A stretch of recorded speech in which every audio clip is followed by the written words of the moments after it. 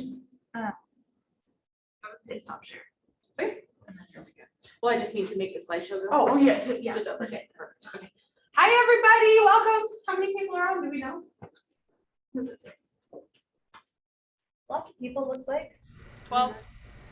12. Okay, cool. Well, welcome everybody. We appreciate you being on Zoom today. We're excited about our speakers and everything. So let's just get right into our needs, wants, and gratitudes. Does anybody have anything that they want to say they're grateful for? Because our needs and wants are always crickets. All right, Pat, what are you grateful for? I am so grateful for Presidio. You guys rock. Seriously, it has been my dream to work with you guys, and you can finally help me fulfill that. Thank you. You are the best. What a great gratitude. I love that. Thank you. And we're grateful that you show up because you always bring something. Yeah, I haven't figured out how to feed people via Zoom. So there's I know, lots right? of food here. Sorry There's guys, no bagels for you. fruit and bagels and juice. For sure. All right. Anybody have any other gratitudes they want to share online? Or needs and wants? Crickets. Every time. I'm grateful that it's fall and it feels a little bit cool, but not too cold yet. Yesterday was very cold. I love sweater weather. Me too. Sweaters are Me cool. too. I love Because you sweaters. woke up this time of year anyways, you might as well wear bulky clothes. Because of the bagels that come in and out of our office every day. All right, I'm gonna move on. Let's talk about our broker moment. So this is the one thing that I see over and over and over and over and over and over and over again. I cannot express it enough. Our agents keep getting fined for this. We don't want our agents to get fined. I want to help you avoid getting fined. So these are the MLS listing rules that you need to know. There's two date times that people mix up. It is every listing should be submitted to the MLS within 5 business days. Memorize that, 5 business days. But what happens if you're marketing it? What happens if you put a sign out in front of the yard? What happens if you put it on social media? How soon does it have to be on the MLS? Unmute yourself. I gotta hear the answer. Steve can't tell me. 5 days. Incorrect. Oh, 1 day, excuse me.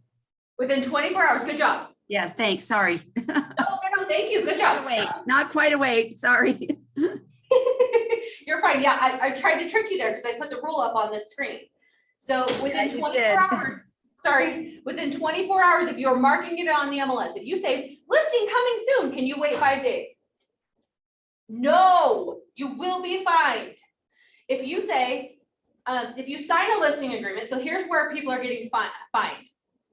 You sign a listing agreement and it says October, what's it today? The 13th? 13. October 13th, 2021. How long do you have to get that on the MLS? I want to hear everybody unmute yourself. 5 days. 5 days. So what happens if your seller says, well, we want to do some painting, blah, blah, blah. Don't put it on the MLS yet. And you hold off. What happens then?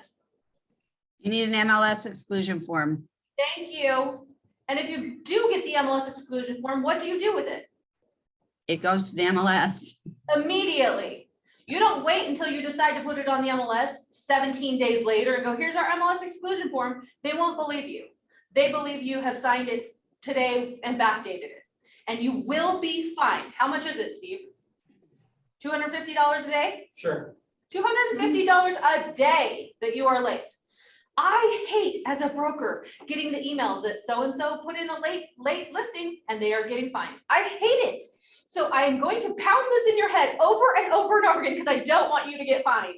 You have 5 days from when your seller signed a listing agreement to get it on the MLS. If you do not put it on the MLS, you need an MLS exclusion form and you need the MLS exclusion form sent into the MLS that day.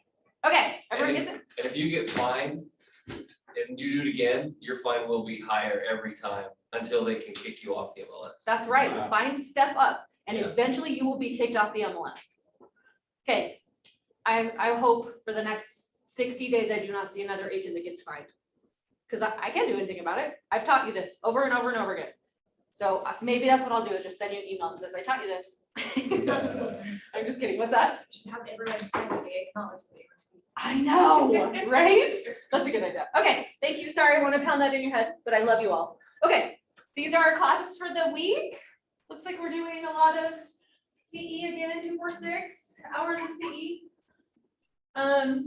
Next Wednesday, we are teaching our mandatory class. Presidio Real Estate is one of the only companies that has a mandatory class every year because, again, we are raising the bar. So if you haven't gotten your mandatory class for the year, please be on next Wednesday. So put that in your calendar. Don't forget. We'd love to see you in person. But yeah, here we go. Moving on. Here is all the closings for the week, 4D closings. Congratulations to everybody. If anybody, I can't see who's on Zoom. If you're here, congratulations. We'd love to give you a high five. Looks like a good week for starting into fall. Are you gonna make an announcement that we're not gonna do Zoom? Yeah, but we have to get through the ones that are remote for a while, so I have to tell Tana that we'll Okay. schedule in person at some point. Okay. Tana will be discussing some things soon, okay? Okay, let's talk to our affiliates really quick. Is Jack Andrews on Zoom? I can't see. Jack Andrews is on Zoom. Great, Jack, go right ahead. Okay, hi guys. My gratitudes. I am grateful for the opportunity to work with you guys. We have tons of new lots being released. We've got condos and townhomes released today for sale in West Lehigh. We've got 8 single-family lots released in our brand new West Harriman community called Copper Fields. That's out by Olympia Hills, just on the opposite side of the street of our old Creek Ridge community. So that's a fantastic option for you. And you as agents should also be investing in real estate as well as helping your clients to invest in real estate. So if any of you are looking for an investment property, please call me. And again, I can help you with any listing on any Edge listing on the MLS. If it has Edge Realty, you disregard the listing agent and call me, and I can help you with any of those listings. Thank you so much, and I turn it back to you guys. Thank you, Jack. Appreciate you. All right, let's give Patrick from Home Warranty America some time. Hey. Breakfast. Too bad nobody's here except for one. Two. We do have some people that can eat, yes. So let's keep keeping with listing covers and add some additional value to those savings on fines that nobody's gonna get because they're gonna be putting their listings on the MLS within 5 days, right? So, you know, before you put that listing on the MLS, call me, text me, give me the seller's name, their address, their phone number, email, and I will put a free warranty in place for them. Judy just put a warranty in place for one of her clients a week ago, and she had something go wrong with her oven, and we're replacing her oven before they close on Friday. So free value. And by the way, the buyers, they chose not to get a home warranty. That's the cost of doing business. We get it. We don't charge anybody for services rendered. So that's different than my competitors. My competitors, if you choose their seller's warranty and you don't use them for the long term and a claim is paid out, agents or sellers get billed for those services. Wow. So That's huge. there's another fine. Yeah, It's for a sure. manufactured home. Is that one on Judy's manufactured Judy's is home? manufactured unit, Wow. so that's good. Doesn't matter. Manufactured, Awesome. mobile home, townhome, condos, we do it all. So we cover them all. Manette? Did you say the seller's warranty is up to $1,500? That's correct. So the caveat to the fact that it's free is that it's capped at $1,500. Hey, it's free, come on. Yeah. But $1,500 is gonna take care of replacing a stove for Judy's clients and you know, replace a water heater. I had another agent that talked with a selling agent because his buyer wanted to buy a property. And he said, do you know about this seller's coverage? He says, no. So they put that on. And about a week later, the seller noticed his water heater was leaking. This is a property out in Vernal. Listen to the underlying message. We cover the entire state of Utah. Mhm. I've replaced microwaves in Escalante. We just replaced a water heater in Mount Pleasant for an agent. And because of the travel time, we paid that contractor $3,150 to replace a water heater in Mount Pleasant. Wow. Talk about caps.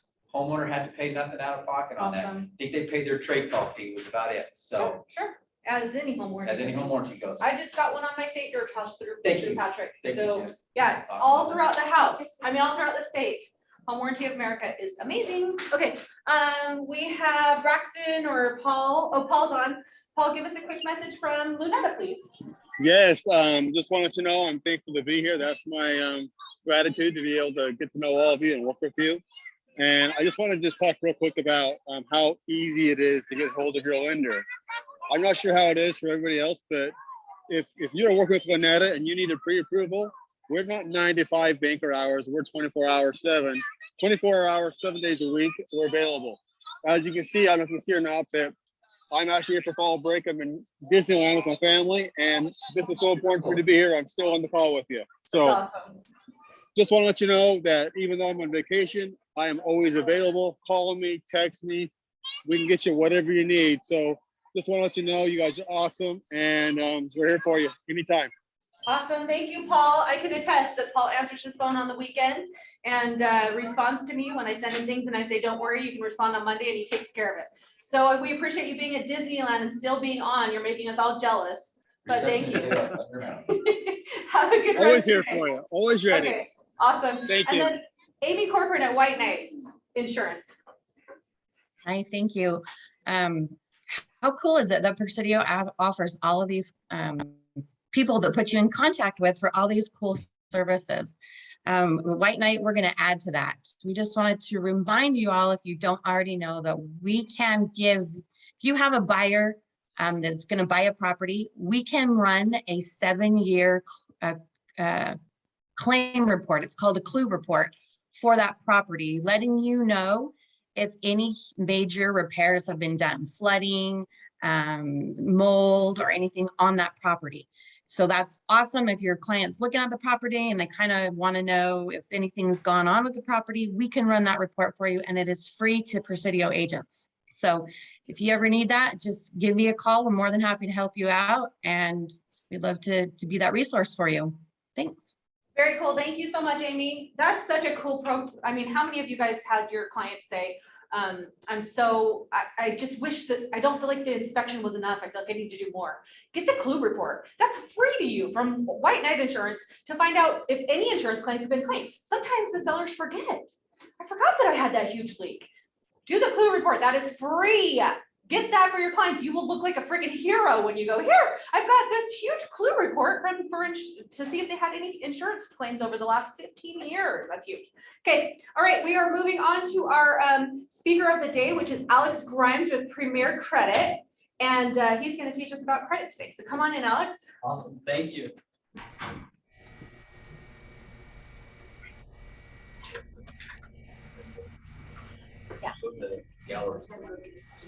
Do you want me to go over the rules real quick? Yes. Okay. Good morning, everybody. Those of you that are on Zoom, these are the rules for you. You have to have your first and your last name available for me, as I'm going to moderate you and make sure that you are on for most of the class. You have only 5 minutes that you cannot be present, and the other part of the class you have to be present to get your credit. I have to be able to see you, so if your video's not on, you will not get credit. And then when the class is over, then Alex is going to put in the chat, I think is what he had mentioned, or he will give you his information so that you guys can give him your agent numbers and the words that he is going to give you so that you can get credit for the class. Also, if you're on Zoom, you cannot be driving.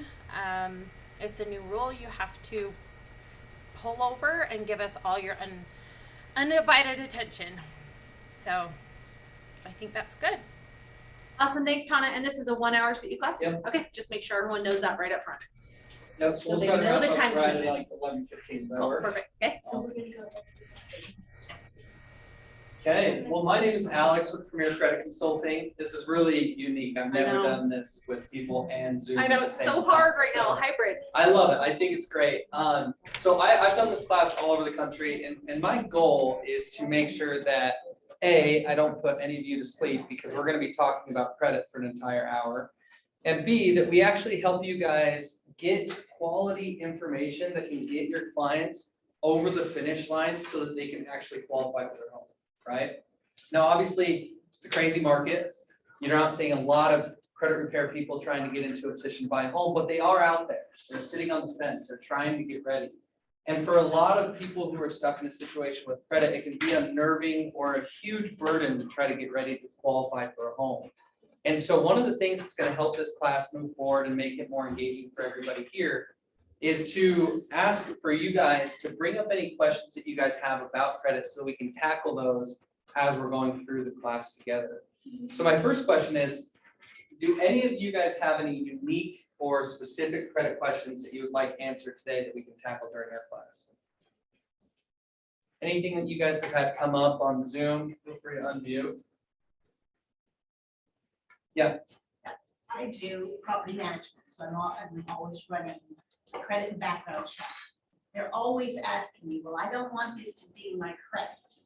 Do you know when somebody runs some kind of report, how does that affect their credit and for how long? Yeah, great question. So inquiries.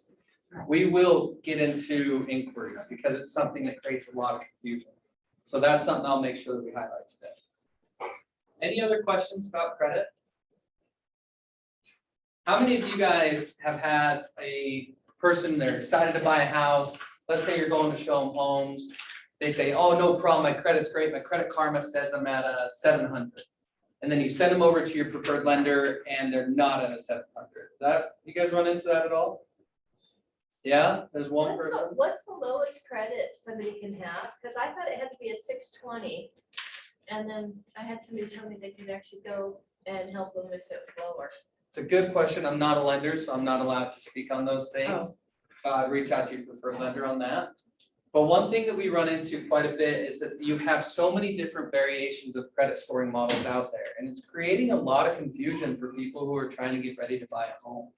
Because if you think that you're ready to go, your Credit Karma shows you're at a 680, and then you go talk to a lender and they say, I'm sorry, I can't qualify you because you're at a 602. There's a lot of frustration, and that can kill a deal. But if you understand why that's the case, you might be able to salvage that situation and help that person be able to buy a home. So we'll talk about credit scoring, we'll talk about inquiries, but anything else specific that you guys wanted to talk about today? Online, they said how to, what does it say on chat? How to, what did you say, Tana, after bankruptcy?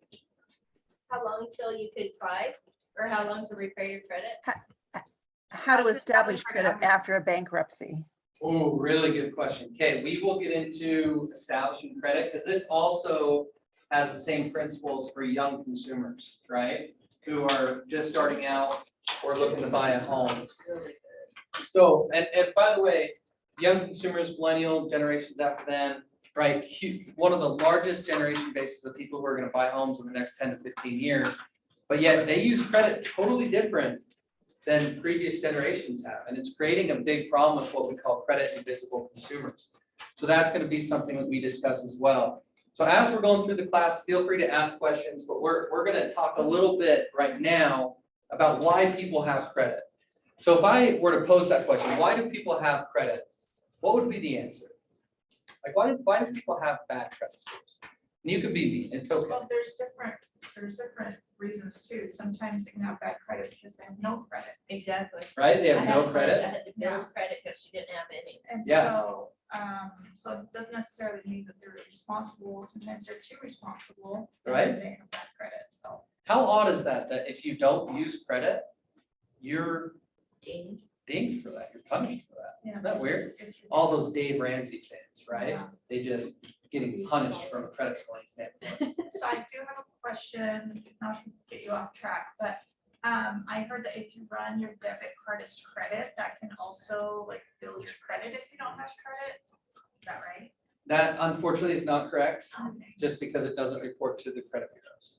Okay. So there's a lot of that type of information out there. We can Yeah. talk about that.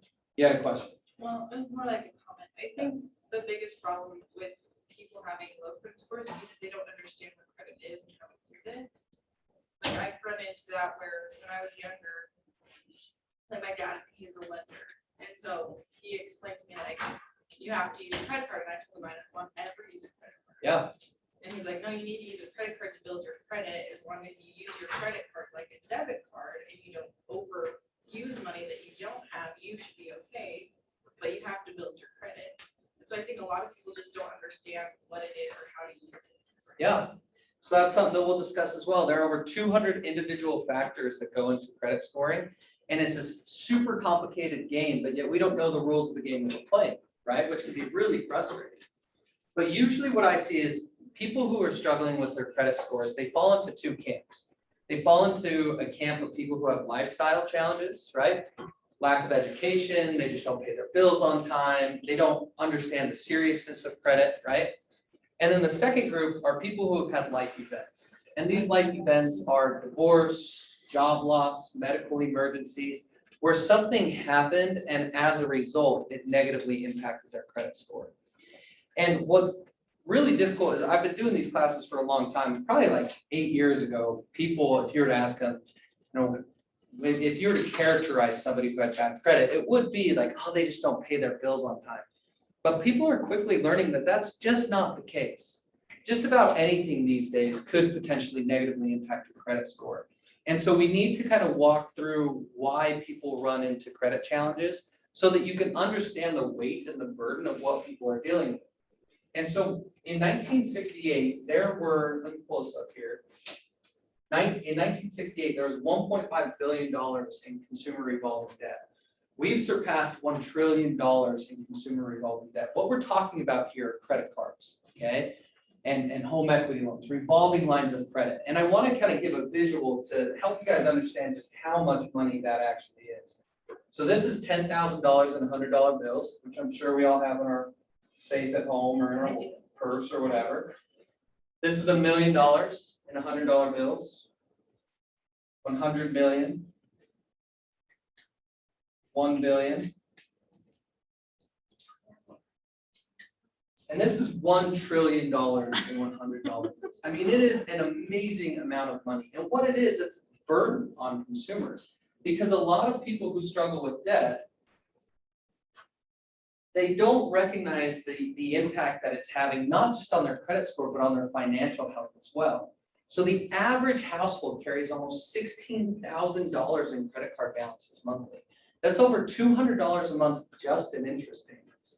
And so the reason that we give this visual is because this is the first domino that usually goes. So let's say you have an average family, right? Both parents are working, they have good jobs, they have $16,000 in credit card debt, maybe a couple auto loans and a mortgage, and something happens.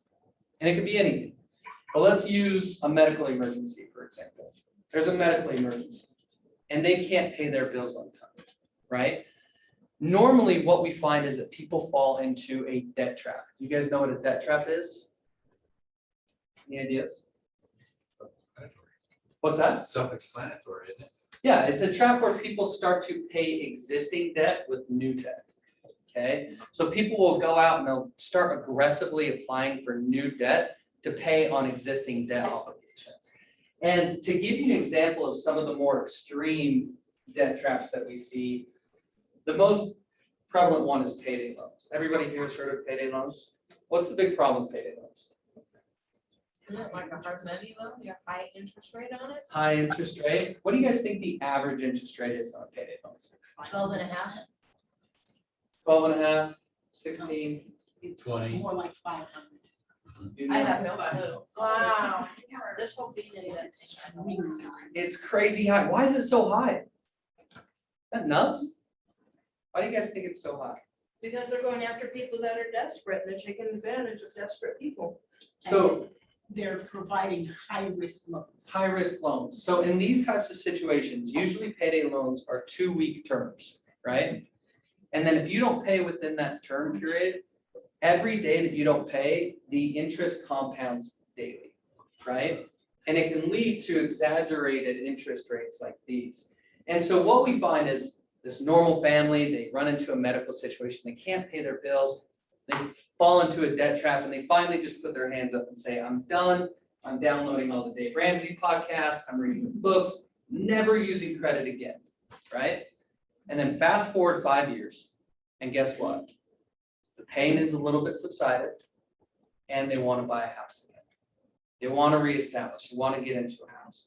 So they come to you, say, I'm ready to go, I'm ready to buy a house. You refer them over to your preferred lender, and your preferred lender pulls credit and says, sorry, you're not ready. All of that stuff that happened 5 years ago, or even 10 years ago, is still impacting your credit score.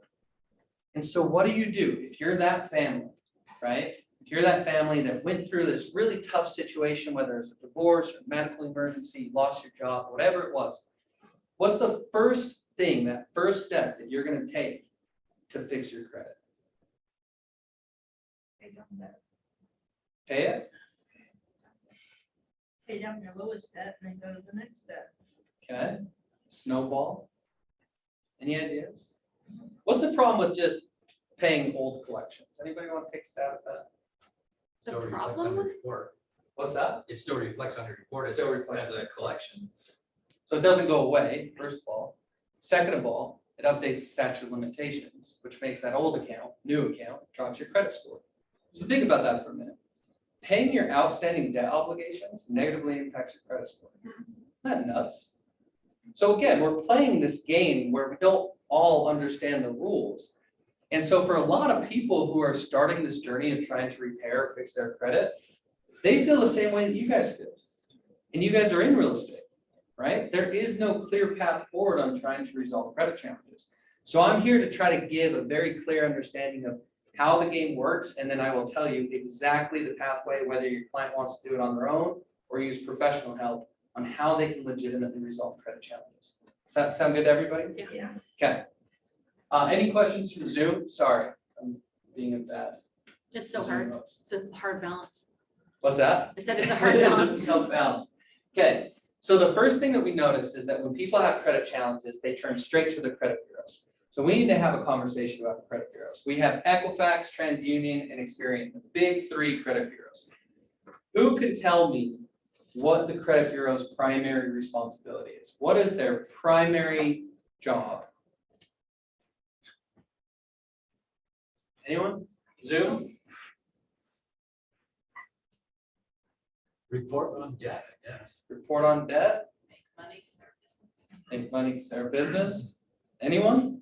Okay. Their primary responsibility is to track as much information on you as a consumer as legally possible. And what do they do with that information? They track all of this information. What do they do with it? They sell it. So essentially, you are the product. You're not the consumer. You are the product of the credit bureaus. And they leverage that information to make money. And so it's important when we talk about the credit bureaus that people understand they are not like Fannie and Freddie. They're not a government-sponsored enterprise. They're not owned by the government. These are for-profit, private, multi-billion-dollar companies that use your information to make money. Okay? How is that possible? Like, how is that legal? Is a question that I ask quite often. I mean, it seems a little bit far-fetched that that's a system that's allowed. And in order to understand how it's become what it is today, we need to give a little bit of a history lesson. So in the late 1800s, you had retail firms that wanted to franchise, but there was no established credit rating system developed. And so instead of having credit bureaus available to buy information from, they would hire small detective bureaus. And these detective bureaus would follow you and track everything that they could possibly get from you as a consumer. And they would turn around and they'd sell that back to the retailer. So these small detective bureaus used tactics similar to espionage to know everything about you. They wanted to know not just who you were and what your business transactions looked like, but they knew your wife's names, your mistress's names, your kids' names. They knew how much you drank. They had even hygiene profiles on you as a consumer. And guess what? These tactics, this espionage, didn't stop until the Fair Credit Reporting Act of 1970. And so the entire credit bureau system is rooted off of trying to collect as much information on you as a consumer as possible to sell it to people who want to identify your risk when either paying them back or applying for an insurance policy or opening a retail card, whatever it might be. So the credit bureaus, it's important that you understand their primary function as an organization, as a company, is to collect as much information on you as possible, and then they sell it. And they track a remarkable amount of information. TransUnion alone tracks over 700 million consumers worldwide, okay? And they are very good at what they do when it comes to tracking information. What they are poor at is protecting consumers. We talked a little bit about this lifestyle information. A lot of what the credit bureaus track is meant to provide as much of a clear picture for their clients, the people who are buying this information, on whether or not you are a risk, right? What is the potential downside? And so the unique thing about the credit bureaus is that as good as they are when it comes to actually collecting the data, because you're not the consumer, you are guilty until proven innocent when it comes to the data that they have. Because the burden of proof when it comes to the accuracy of the data is not on the companies that furnish that data. It's on you as a consumer, okay? And that's where there's a lot of frustration when it comes to people who are trying to fix their credit. And so when we talk about the credit bureaus, the reason that we really emphasize their role in this is because they are not the ones who are proactively looking out for your best interest as a consumer. In fact, it's the complete opposite. They want very much so to get as much information on you because you're the product, right? Therefore, they can sell that information. So are there any questions so far about the role of the credit bureaus? No? Okay. So, and we're going to talk about fixing credit, but when it comes to the credit bureaus, they collect the data. But historically, they are not the ones that provide that credit score that everybody is so obsessed with, right? When we talk about credit scoring, we have to talk about a separate company. We're talking specifically about FICO. Has everybody heard of FICO? Yeah? Okay. Who can tell me what FICO does? I don't know, I just get emails every once in a while saying, your FICO score went up. Look at all these credit cards you can get. There you go. I have no idea. I have no idea. Those are good emails if it's showing your score's going up. Well, but then I'll get another one like 2 weeks later. It's like, your FICO score went down. I Yeah. have no idea what. You got one of those credit cards. No, I didn't. I didn't, but I don't know if it's, I don't know what makes it go up or down, but I get both. I get like, then 2 weeks later, it's back down, and then it's back Yeah. up. So I don't know. So FICO is the company, right, that provides the actual credit score. How many of you guys watched Saturday morning cartoons as a kid? Yeah? Okay. You know the evil scientist in the building with the iron gates and the lightning strikes and they're up to no good all the time? That's the real, FICO is the real world equivalent of that company. Okay, like this company is remarkable in terms of what they can do with data analytics. This company is also so powerful. I mean, they hold their annual gala at the United States Capitol every year. The Fair Isaac Corporation was created by 2 engineers in 1956 with a very specific purpose in mind, which was to simplify the process of identifying risk. Okay, that was their goal. Because what happened in the early 1900s is that credit exploded. You weren't just buying businesses on credit. Credit was being used for home purchases, it was being used for auto loans. And all of a sudden, the base of people who needed access to credit was expanded rapidly. I don't know if we have any mortgage professionals in here, but it would be a nightmare trying to identify somebody's risk as a consumer without a credit score. If all you had was a report and the data, trying to identify their risk as a consumer would be very difficult. And so these 2 engineers created a scoring model that took all of the data on your credit report, put it into what we call factor codes, and they push those factor codes through a credit score, an algorithm, right? And it gives you a credit score. Ingenious. Right? But also, if I can say this, like a little bit unfair, right? Like your entire financial livelihood is based off of a score that is completely black and white. Like we said, we have oftentimes 2 camps of people who have credit challenges. We have lifestyle challenges and people who had life events. So if you have 2 consumers who are at a 620 credit score, and one of them is because, you know, let's say, for example, their spouse died and they got inundated with a bunch of medical debts, and the other one is because people just don't pay their bills on time, do you think that those should be weighted evenly? No, but they are, right? So that's the difficult part about credit scoring, okay? But what is really important to understand about credit scoring is that it is black and white and it's an algorithm. And guess what? It changes all the time. Your credit score is a snapshot in time based upon how often information is reported. So American Express could report on the 13th of October, but let's say your Discover credit card reports on the 25th. You pull a credit report on the 10th and the 30th, you're going to have 2 completely different credit scores based upon when that information is reported. So it's all a snapshot in time, okay? So I'm going to try my best to explain a FICO credit score, but I'm going to give you kind of my very clear frustration with this is that we don't know the rules to the game. There are over 200 individual factor codes that go into a credit scoring model, and all they give us is a pie chart with 5 factors, and it's not fair. So let me just put that out there right now. So I'm going to do my best to explain what goes into a FICO credit score, But the thing that I want to start with is that people get so hung up on why do I have different credit scores? Even on a mortgage credit report, you have 3 different credit scores, right? From each individual credit bureau.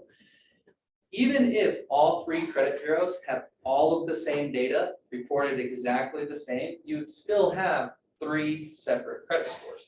And the reason is because each credit bureau uses a different variation of a FICO credit score. There are over 60 variations of FICO credit scores in use. 60. Fortunately, in the mortgage industry, only 3 are allowed. But let me tell you where this gets really confusing. Let's say, for example, you want to go get an auto loan. You could go to Utah First Credit Union, which uses a traditional FICO 8 credit scoring model. And for that same auto loan with the same term, you can go to Mountain America and shop your loan, and they use a FICO 9 credit score from Experian. For the same auto loan and the same term, with the same data, you're going to have variations in your credit scores based upon where you shop for a loan, right? And it confuses a lot of people. And now we're entering into the Wild West, where everybody has credit scores. We're not just playing with FICO anymore. There are new competitors in the space of credit scoring, right? The Vantage scores are really important. We'll talk about them in a minute. But why we have variations in credit scores is because each credit bureau is going to use a specific version of a FICO credit score in mortgage. And that's why you see variations. Any questions on that? No? Okay. Yeah, I got one. Yeah. Who came up with these 60 different credit scoring systems? FICO did. That's because they sell these different credit scoring systems because it's not just mortgage and consumer lending. It's retail. They have credit scoring models for insurance. I mean, they're so unique when it comes to credit scoring. They built a credit scoring platform based off the frequency of text messages for people in 3rd world countries to give a score for micro lending, for banking. Like it's unbelievable how in depth they go. And what's really unique is that just within the past 2 years, they've launched an amazing amount of new credit scoring models. We have FICO 10, which just got released this summer, which is coming to the mortgage industry. We have FICO XD. We have Ultra FICO, right? Which is exciting. Has anybody ever heard of Ultra? It's a great name, Ultra FICO. It uses banking records to give you a credit score because millennials don't use credit the same way other generations did, right? You have all of these different variations of credit scores, but in the mortgage industry, it's important to understand that there are only a select few that are allowed, okay? And that's why you could have a client who went and bought a motorcycle or an RV or a car at a 700 from Mountain America with a different FICO scoring model than what your mortgage lender would pull at like a 660. Does that make sense?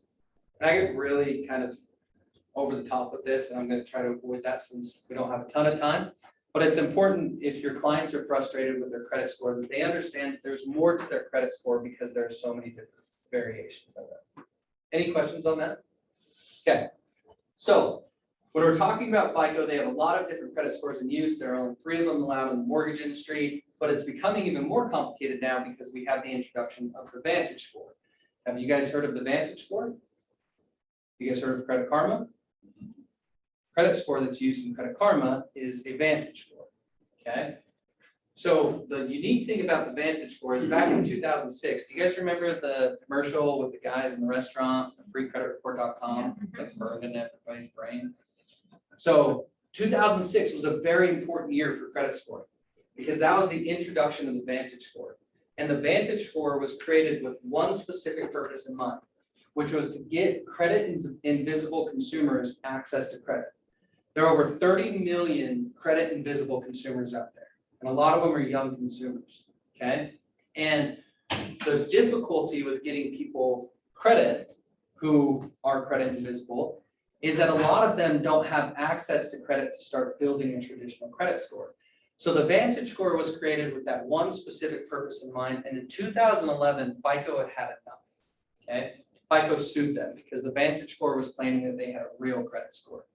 That was legitimately the basis of the lawsuit. And FICO lost that lawsuit. And since then, the floodgates have opened when it comes to credit scoring models. And the Vantage score is the largest competitor to FICO. But here's the difficult thing with the Vantage score, is the premise makes a lot of sense. They want to score more consumers. They use what's called alternative scoring data, rental payment history, utility payment history, things that you don't traditionally see on a credit report, okay? And when it comes to young consumers, when it comes to millennials and other generations behind them, what's their biggest problem with, like, what's the beef with millennials right now? With, especially when it comes to buying a home. Why aren't more young consumers getting access to credit to buy homes? You can be me. I'm a millennial. It's okay. Anyone? But on say they Zoom? don't have any credit. They don't have credit. They live with their parents. They're lazy. I'm kidding. They don't want to work. They don't want to work. They No. really don't. Here's No, they want to do YouTube for a living. They're hoping to make money on Instagram. There you go. Yeah. So here's the unique thing. Millennial consumers and generations coming up behind them, they don't have access to credit because they're in a really tight spot. There was a New York Times article in 2017 that kind of outlined very perfectly what the problem is. And so what it is, by the time a millennial consumer reaches the age of 35, they're going to make less money than their parents did at that same age. So it's the first time that income's ever gone backwards a generation. It's never happened before. And then in addition to that, they have more debt.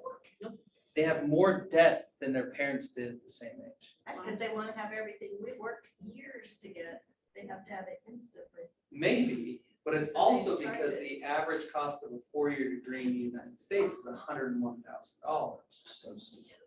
So you have this entire generation coming online that has less income and more debt, creating this perfect storm for them to not be able to get accessibility to credit. Okay? Even though they pay their cell phone bill, and they pay their utilities, all of these things that don't impact their credit score, and they're having a hard time getting access to credit. That's what the Vantage Score was created to try to fix, right? And there's an open forum through FHFA where they're trying to make a debate on why there should be competing credit scores and mortgages, which if that happens, hold on to your seats because it's going to get gnarly. If all of a sudden you have competing credit scores and mortgages, it's going to get really far out. But the bad thing with the Vantage Score, anybody want to take a crack at why the Vantage Score isn't in mortgages and why it's maybe not so widely accepted? How far back does it go? Because if they're only looking at the last 3 months, well, anybody can make a good score for 3 months. Yeah. If it's just going off of utility bills and things. So similar to FICO, they'll track your entire credit history. They use the same data from the credit bureaus. But they also use regional credit bureaus like LexisNexis for other types of data. I mean, you have tons of different, we have like, I think 47 regional credit bureaus outside of the big three that track utility payment history, rental payment history, even track like cannabis use. Like there are a lot of regional credit bureaus that track a lot of information, right? And so that's where they can pull a lot of this alternative scoring data. Well, I'll tell you the big problem with the Vantage Score is that you're replacing a monopoly over credit scoring with a complete monopoly over the entire system because the Vantage Score is owned by the big three credit bureaus through a co-op. So the company that now sources the data, right, and sells the data now controls the credit score, and it's a complete monopoly over a system where there shouldn't be a monopoly, right? So that's a big flaw with the Vantage Score is that there's, unfortunately, the companies that own it, it creates a conflict of interest, right? But I'm sure there will be a time when we see the Vantage Score introduced to the mortgage industry. And the Vantage Score is really important because most consumer credit scoring sites, like Smart Credit and anywhere you go to like monitor your credit on a monthly basis, most of them use a Vantage credit score, okay? And their credit scoring model is going to inflate consumers who have a lack of credit history based upon alternative scoring data compared to a traditional FICO credit score that doesn't use that information. Okay? I've actually seen that. Yeah. I had a client where they were like, oh, my credit score went up to 660, and they're looking at Credit Karma, and then the lender pulled it, and it was too low. And so it's like almost threw a wrench in the deal. Yeah, happens all the time. It's really frustrating. Yeah. So here's the secret sauce, okay? Credit scores are becoming to a point, they don't matter as much. Let's put it that way, okay? What actually matters is having a healthy credit profile. That's what matters, is the actual information on your credit report. Because that's what all of these scores are based off of. And a lot of people are trying to figure out, kind of like your client that you mentioned, I'm at a 660, why am I now at a 620 over here? And they get really caught up. But the answer to that question is they just have an unhealthy credit profile. There's something on their credit report that's keeping their credit score down, right? But what I'm going to try to do is I'm going to try to explain to the best of my ability what goes into your FICO credit score. Okay, and this is where we're going to talk about inquiries, and we're going to break down some myths about things that our parents told us, because I don't think that they had all of the correct information, right? So 35% of your credit score is made up of payment history, just simply paying your accounts on time. That's what my parents told me. And by the way, I can email out this presentation to everybody so you have. So 35% of your credit score, paying your accounts on time. If you pay your accounts on time, you should have a good credit score, right? This is why late payments are such a huge anchor on your credit score. So when you have somebody who misses a late payment on a mortgage or a credit card, that's why their credit score drops so dramatically. It's 35% of your credit score. 30% of your credit score is made up of amounts owed. Does anybody want to try to tackle that? Anybody want to tell me what that means? Score takes a hit when you first get a mortgage, and then it gradually decreases as you reduce the balance. To a degree, but they're specifically talking about something else here. Credit card balances. Credit card balances, revolving credit card balances. This is where a lot of people Close to miss the the mark. limit, your lower score. Exactly. Your after limit, your lower score. Yep. Or higher scores. So the higher you carry a credit card balance, the more it's going to impact your credit score. But where people miss the mark is it's 30% of your credit score. It's not a small amount. So credit card balances have a huge impact on your credit score. That's why oftentimes when you're working with a mortgage lender, they will do like a rescore, advise your client to pay down the credit cards to inflate credit scores, right? And there's some work being done with new scoring models that are trying to limit that. But what's going to be really important for you guys to understand is that people need to have a healthy relationship with credit cards. Because if you can have a healthy relationship with credit cards, you're always going to have a healthy credit score. But for a lot of people, the frustrating part about using or managing credit cards is A, they're usually the first domino in what will become an unhealthy credit profile, right? People who have credit or just finance problems, oftentimes it starts with credit cards, right? And so it's this really difficult area for me to give advice because A, credit is a pay-to-play system, right? You have to have established credit lines to have credit like we talked about. But B, you don't want people to get into trouble with credit cards. So let me give you some credit card advice, okay? A lot of times I hear wild advice about credit cards. Everybody thinks they have a magic wand when it comes to credit card advice, okay? But I'm just gonna give you like what you should tell your clients that works every single time. If you have a credit card and you're trying to get ready to buy a home, this only fits if you're trying to get ready to buy a home, okay? Don't use more than 30% of the available credit limit. The reason why is because that's your safety net. If for some reason you can't pay it that month, at least you're not negatively impacting your credit score by how much of a balance you're carrying. If you carry a balance over 50% of the available credit limit, it will start to negatively impact your credit score. Okay? But in addition to that, have you guys heard the advice that paying off your credit cards every month is bad? You guys heard that yet? Okay, it's silly advice. That is absolutely nothing. Okay, pay your credit cards off every month. That's a really good thing. What about the 3 month running balance thing? That's something I always heard, that you keep your balance on your cards for 3 months, then pay them. So from a scoring model standpoint, there is no proof behind that ever working. The only thing that we've ever seen work is that if you do carry a small balance below 10% consistently, right? And you're trying to go from like a 740 to a 760, that can help you optimize your credit score. But for the general consumer who's at a 660, trying to get like to a 680, pay your credit cards off every month and don't use more than 30% of the available credit. That's the safest credit card advice that I can give. If you want to get into the weeds on credit cards and gamifying credit, which is a lot of fun, right? We're entering into this world where people are gamifying the process and getting into like the high 840s and 830s. I would love to have that conversation with you outside the class, okay? But any questions on credit card utilization, making up 30% of your credit score? Any questions on that? No What's questions? your credit score. I'm just kidding. What's my credit score? I wanted to know. I get that every I'm kidding, don't say. Well, we do want to know how. But I legit bet you know are. how Oh, to, I gotta be legit. I bet you know how to keep your score high.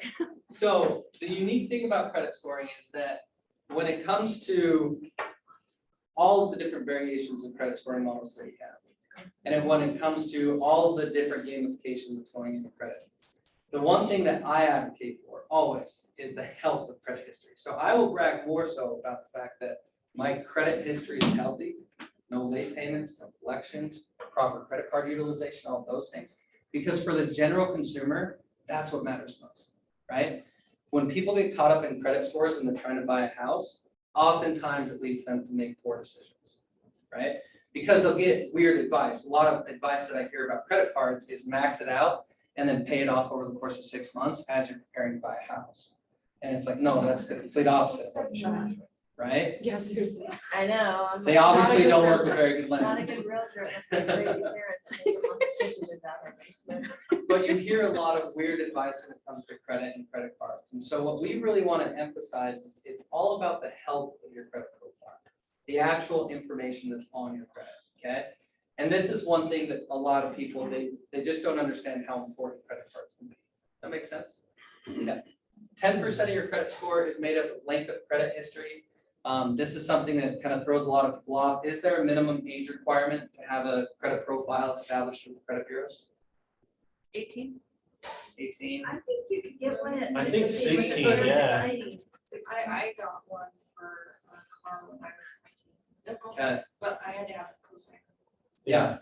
So there is no minimum age requirement to have an established credit profile with the credit bureau. So I could get my 3-year-old credit card. You probably could. Some parents will put a card in their kid's name and use it sparingly What, they're to gonna help do them blow it build on their senior scores up. cars? So by the time they're out of high school, they've got an established credit score. Yeah, Yeah. and you probably couldn't. Most companies would never allow that, but Well, if you applied for credit under. what if I put them as like A code. authorized user or whatever, you know what I'm saying? Again, the company it's gonna be the company that will dictate that. I'm not saying I ever would. I feel like that's pretty dumb. Yeah, no, I get you. I'm just saying, the credit bureaus wouldn't stop it. And here's why this is such a big problem. Here's why I bring it up.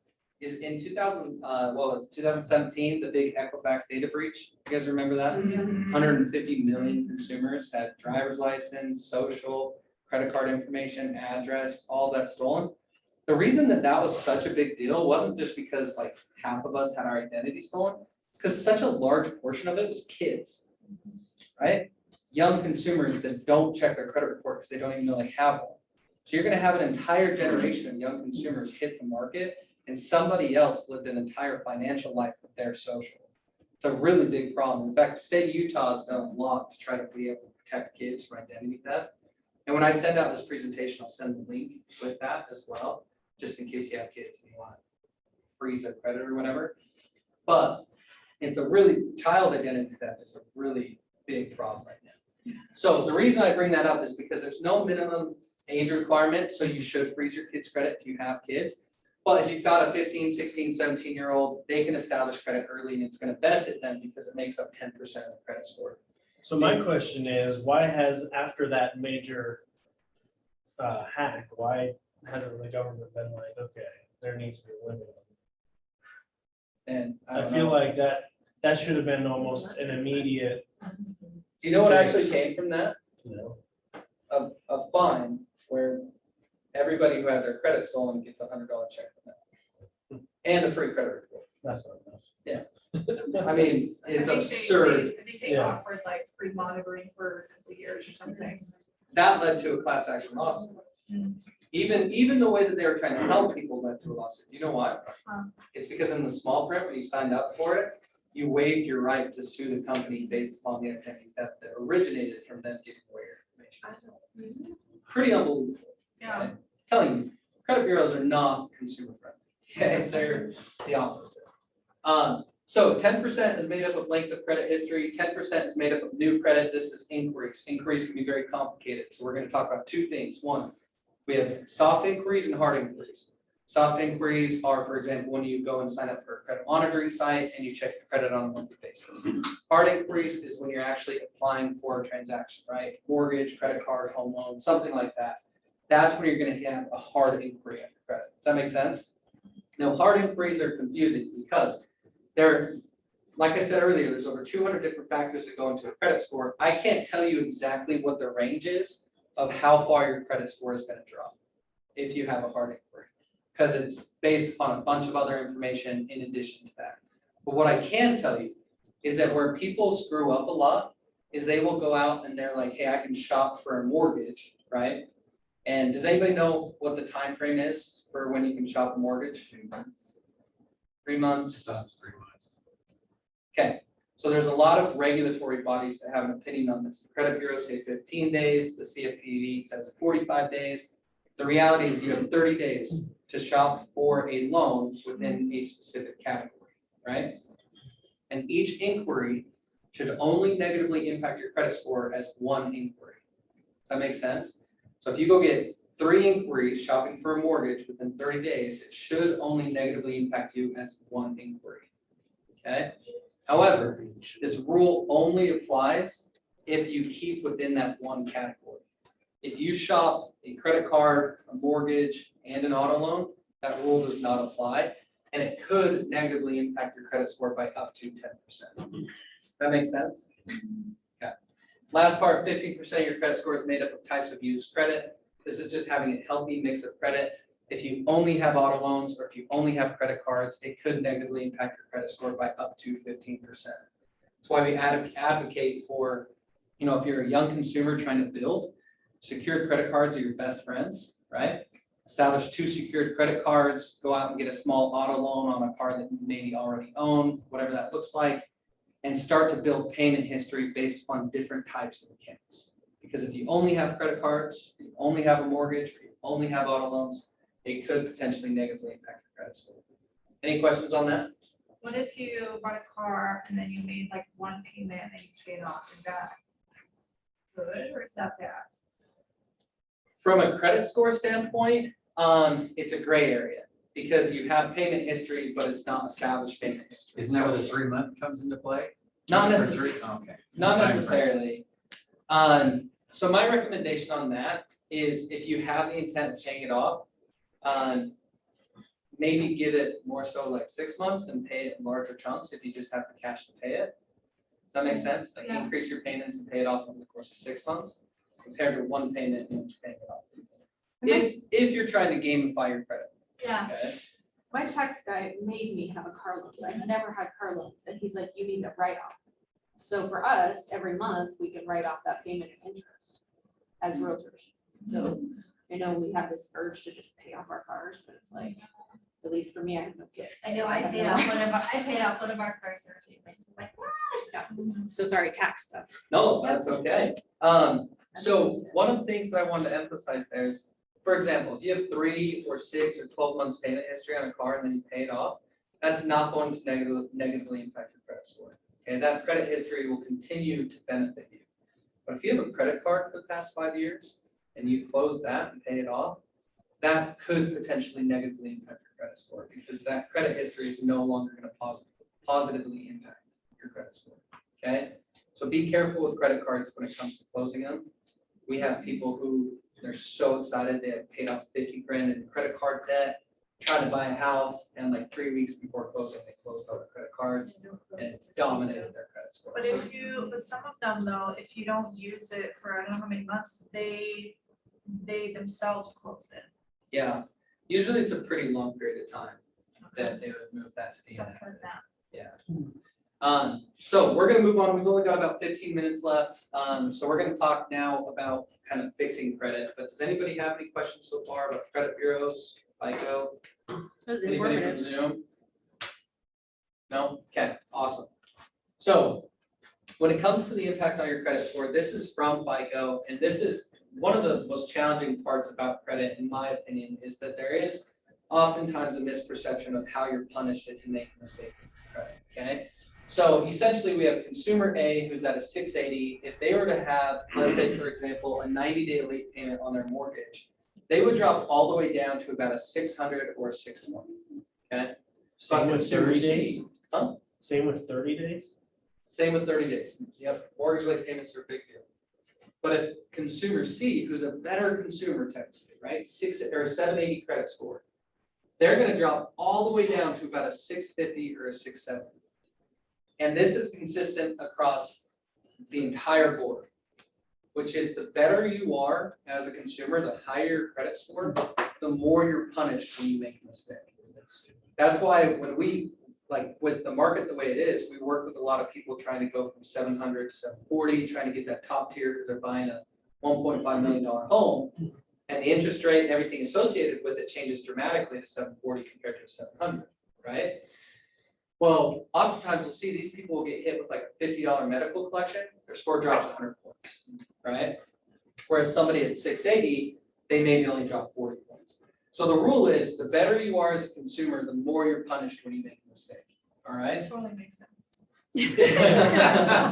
There's no common sense in credit. Okay? In addition to this, the estimated time to recover, and this is what really gets me, okay? This is the frustrating part. 9-month recovery period to get back up to a 680 makes sense. 3-year recovery period to get back up to a 780.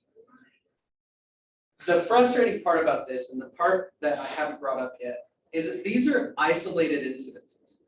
Have you guys ever seen an isolated 90-day late payment on a mortgage? But yet, like credit One cards are all bureau's paid on reporting it, time. the other two are not? What's that? Where one bureau's reporting it, the other two are not? No, where like their credit cards are paid on time and their auto loans are paid on time, but then there's like this random 90-day late payment. Credit doesn't work like that. Remember that family that we were talking about at the beginning, right? Medical emergency, something comes up, they get into a debt trap. What's the first thing that you stop paying? Your credit card or your mortgage? Credit card. Credit card, right? And then your auto loan, and then your student loans, and then everything else, and then your house. So the hard part about these timeframes is that you can put a 5x multiplier on all of them. Because you're not just dealing with an isolated experience, you're dealing with everything that came with it. And that's the hard part, the burden that your clients carry, is that they're dealing with a variety of different challenges. The statute of limitations federally on a collection is 7 years. But for example, let's say, you're in a situation, you're trying to fix your credit, you're pumped, you want to buy a house, you call that collection agency. What's the worst collection agency? I don't know if I get in trouble for saying this, I'm being recorded, but what's the worst one? Worst? Worst. All of them. They're all pretty bad, but how many of you went to college and signed up for a Gold's Gym membership? Oh, my yeah. gosh. All right, so we all know who the worst is. I don't even need to say it. Sure. But Which is why they changed their name, why they rebranded to Boston. yeah, so there are a lot of companies out there, right? A lot of collection agencies, and some of them are really hard to work with. So let's say you're motivated, you're ready to go, you want to fix your credit, you call Bonneville Billing, for example, and you say, I'm going to offer you 50 cents on the dollar. I want this negotiated, I want to be done. Right? Great, sure. And you go, your lender pulls your credit, what happened to your credit score? Drops, went down. Sell for amount less than owed. Settle for amount less than owed and updated data last activity. So you just took a 5-year-old collection and reset the statute of limitations for 7 years. Therefore, changing the time frame for recovery, right? Imagine that's just a collection from Gold's Gym.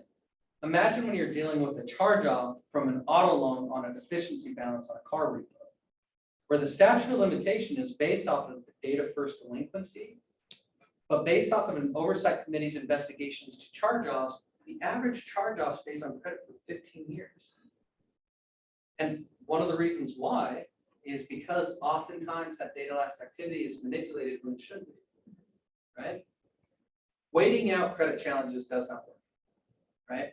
It's not realistic to wait 15 years for you to have to go from a life event of getting divorced and then trying to recover. That's not fair, right?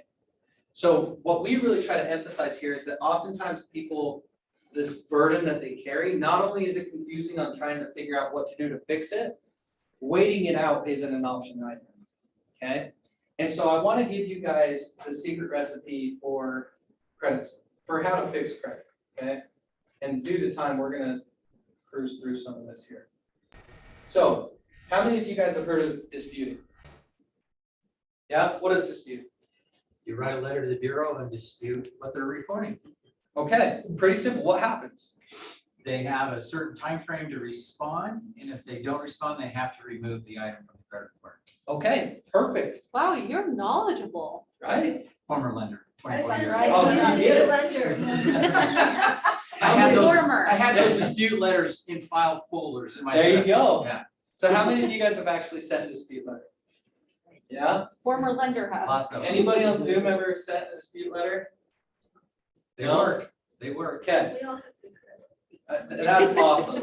That is, We're in a good market. We're realtors, we know we have to have good credit. that's perfect. So, when it comes to disputing, okay, what oftentimes people misunderstand about disputing is it's not a magic wand.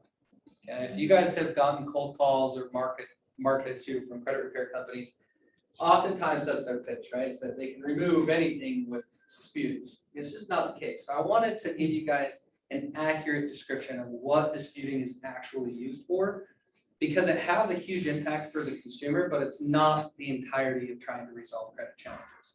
So disputing was designed based upon the Fair Credit Reporting Act of 1970 to enable consumers to remove any accounts that are inaccurate, unverifiable, misleading, or outdated. Because per the Fair Credit Reporting Act, 100% of the information on your credit needs to be fair and accurate, okay? Now, here's the challenge with that. 1 in 4 consumers, right out of the gate, have at least one material error on their credit report. 1 in 4. So out of the gate, we have a 25% error, right, for all consumers. And then 1 in 5, that error is holding them back from qualifying in prime interest rates. So out of the gate, we're already dealing with inaccuracies or errors. And then when you actually have a derogatory account on credit, let's say a collection or a charge-off, there's an 80% chance that there's either a Fair Credit Reporting Act violation or a Fair Debt Collection Practices Act violation associated with that account. So most consumers are being either A, taken advantage of, or B, don't understand their rights to protect themselves so that when they actually pay a debt, they know that it's theirs. This is really prevalent with medical debts. Do you guys have clients tell you about medical bills, or do you guys have to deal with them? Right? Insurance pays it, but yet it still shows up on your credit report because it was a billing issue, because all billing systems within medical are a nightmare, right? It's a disaster. It's frustrating for consumers. And so the reason why disputing is so important is because it's your right as a consumer to uphold a credit profile that is 100% fair and accurate. Okay, that's your right. So when you dispute an account, oftentimes people go really extreme. They spray cologne on their letters, and like they do a lot of different types of things to get some type of emotional reaction. But the thing is, nobody's at the other end actually reading the letter. Okay, the credit bureaus process 20,000 disputes a day. And only about 16% of the population disputes an account. 20,000 disputes a day. And your beautiful, magnificent letter that you just poured your heart out into, right? Again, you're trying to make your argument of like, oh, this isn't mine. I don't know why this is there. It's ruining my chance to buy a home. And all, guess what? They don't care. It's scanned and broken out into one of 29 different dispute codes. And for the majority of consumers, I think 90% of all disputes fall into 4 dispute codes. So again, we've got those 2 people, lifestyle people, event people, divorce, people that just don't pay their bills on time. They're trying to make a claim and everything just gets broken down into a very black and white system, and there is no understanding of what the unique situation was. Very frustrating.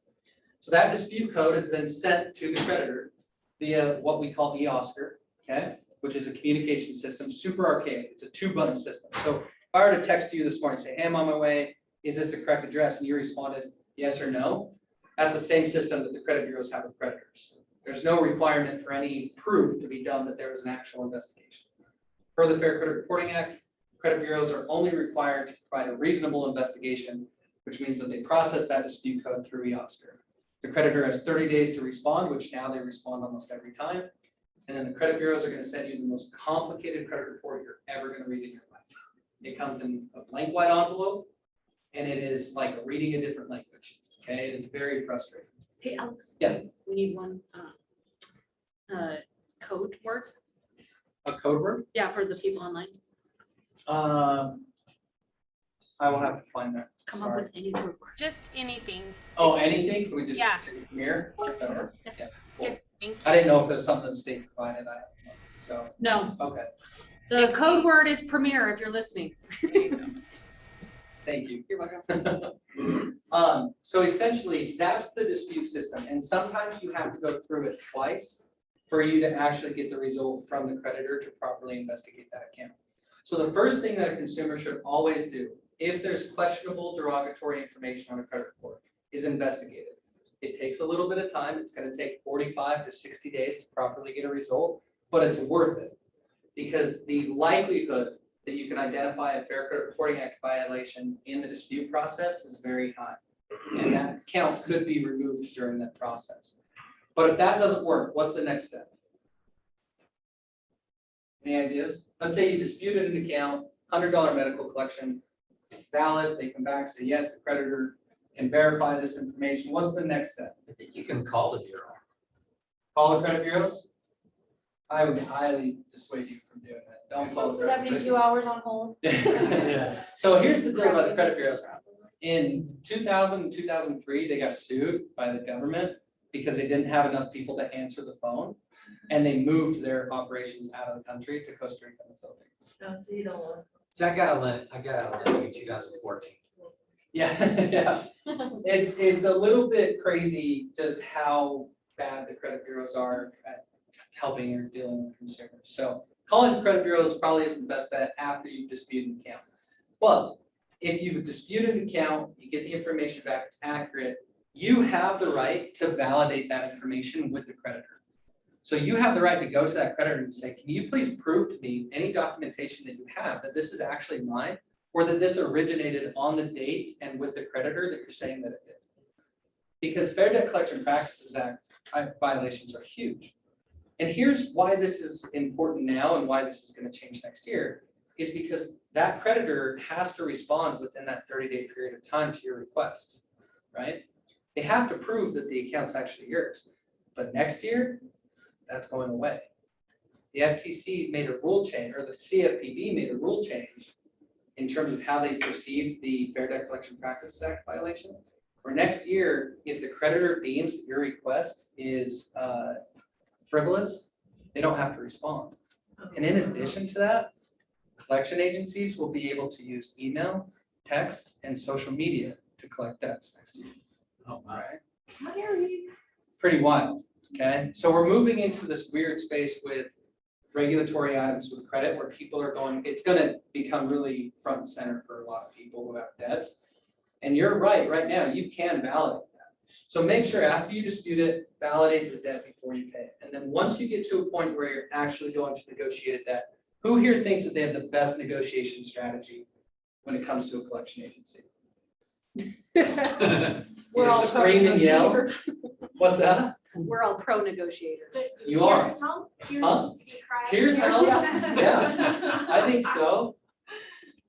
So here's the deal. Here's how you negotiate a collection. Always negotiate the outcome of how the account reports before you negotiate the balance. Okay? Because a lot of collection agencies like CBE Group here in Utah, where they do a lot of the collection for IHC, they will delete the account from credit within 7 days if you pay the account in full, right? A lot of collection agencies are willing to work with you to get the best possible outcome. Some collection agencies might not be willing to do so, and you need to make a judgment call on whether or not it's worth paying that account. If strictly from a standpoint, if you're trying to improve your credit. If you owe people money, pay it, okay? But if you're trying to improve your credit, there may be a strategic argument to say it's not worth it if they're not willing to work with you on how it reports to credit. That makes sense? So always negotiate with the outcome first before the balance.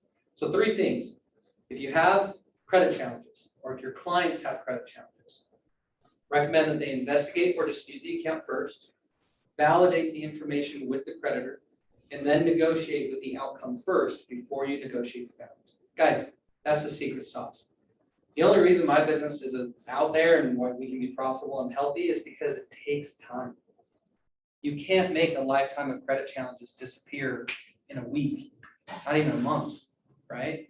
It takes time and it takes vigilance. So everything that I've talked to you guys about today are things that consumers can do on their own. And there's no reason why credit challenges should hold people back who have good income, good intent, they want to buy a house. This burden of credit is not as big as what they feel it is. And there are solutions to be able to get them over the finish line to buy a house. And that's what we want to advocate for. Whether they use a professional service or not, they have options. So we've covered a lot in a very short period of time. It's like 11:16.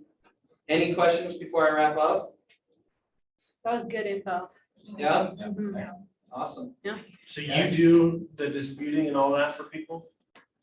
What's your?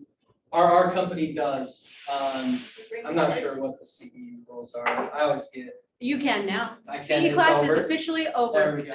Yeah. Tana's gonna send you out the questionnaire if you're on Zoom, answer that. I and you'll think- receive credit.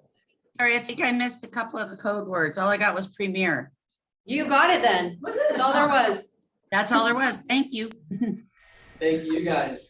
Thanks so much. Do you have business cards? I do. Now Alex is gonna tell us a little about his company.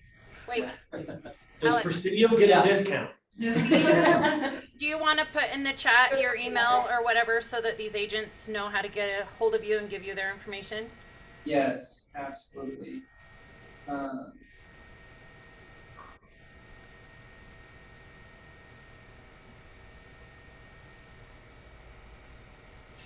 Jen, do you want me to stop recording or do you want me to keep recording him? You can keep recording for a minute. Okay. So about our services, we only work in real estate. We come from the real estate market. We started locally 11 years ago with a top 50 builder here in Utah. We now represent the majority of our business is home builders nationwide, but we love working with individual real estate agents and mortgage companies. And we just want to provide a responsible approach because it is a really big burden for people to try to fix their credit. And there is no magic wand. You know, we want to be able to legitimately help people get into a position to buy a house. So that's what we do. We provide everything that we talked about, as well as some educational and coaching service where people can not only buy a house, but maintain healthy credit for the long term. So that's my elevator. I need a card. Awesome. Do you guys have any other questions about credit that maybe we didn't cover with CE? Because credit's one of those things where, like, we're entering into the Wild West. Like, Facebook has its own credit scoring model that they developed in 2014 and tried to sell to the United States government. And it uses the median credit score of your Facebook friends to give you a specific credit score. Oh, that's not okay. I'm blown away with the fact that next year they're going to social media for collections. Can you imagine having a post on your Facebook page that everybody's gonna see, you owe us? Yeah. Are you kidding me? Yeah, and Talk that's about public shaming. Right? Talk about everyone deleting their social media. So when Right. did that start? I mean, when did they get that ball rolling on that?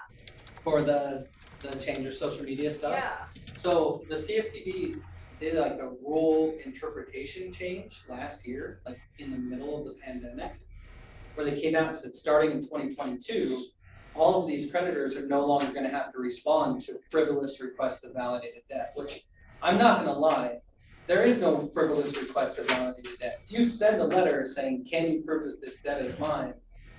That's not frivolous. So it's insane that they're protecting those companies, in my opinion. And then they also made rule changes on text messaging, emails, and social media use for collecting a debt. Because right now you are very much limited to letters, right, over the mail, and you can only call during a certain period of time. And on those calls with all the spam blockers now, a lot of collection agencies just can't get through to people. So Do they say how they can utilize the social? it did not clarify how. Okay, so that I can understand if they're just getting info on the person, but if they're actually contacting them through your social media account, that's. Yeah, I'm sure that there will be more information released, and I'm sure there's going to be a lot of advocacy groups that are going to fight that. But yeah, we're, like I said, we're entering into a really weird space. Like, one of the rule changes that happened within the last 5 years was, have you guys ever heard of the black box database?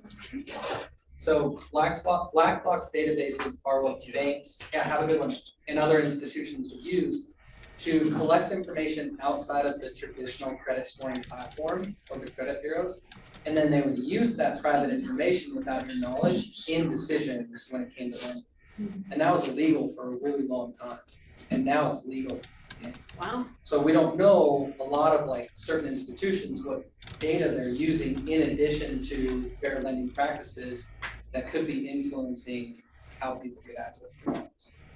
So it's just, like I said, we're moving into a weird space with just data in general, how much information is available to use. Hopefully it'll swing back towards the consumer one day, but for now, our privacy rights are really, they're getting beat up pretty bad.